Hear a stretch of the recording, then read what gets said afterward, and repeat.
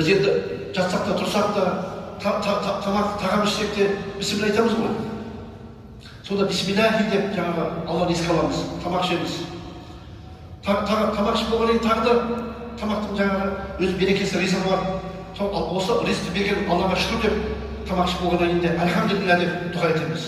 Міне сонда біздің жаңа жасап отырған тамақ ішуіміздің өзі де бір кішігірім ғибадатқа айналады екен.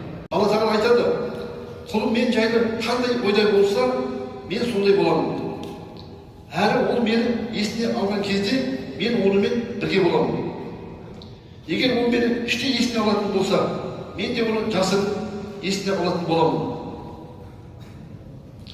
Ал егер мені мәжілісте, яғни жиналған көпшілік адамдардың арасында еске алатын болса, мен де оларды одан да жақсырақ мәжілісте еске алатын боламын.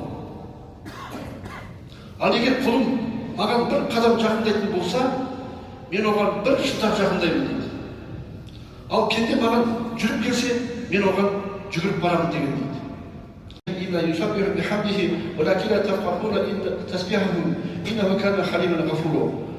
Жеті қат аспан мен жер және ондағы күн жаратылыс атаулы Аллаға тәсбих айтады. Оны мадақтамайтын әрі ұлықтамайтын бірде-бір жаратылыс жоқ. Алайда сендер олардың айтқан мадағы мен ұлықтауын түсіне алмайсыңдар. Өйткені ол аса мейірімді, кешірімді деген.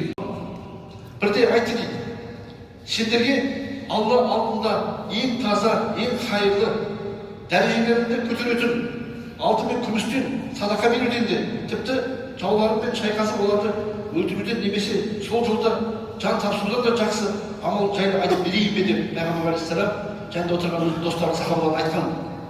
Сонда сахабалар, Алланың елшісі айтып беріңіз деп сұрады. Сонда Алла елшісі, оған Алланың салауаты мен сәлемі болсын, ол Алланы еске алу, зікір ету деп айтты дейді имам Тирмизи.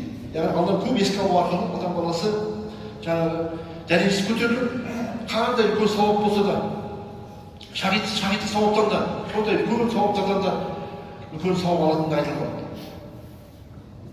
Муғаз ибн Жабал былай дейді, адам баласының Алланың азабынан, қаһарынан және тозақ отынан құтқаратын екі нәрсе бар, ол Алланы еске алу деген екен.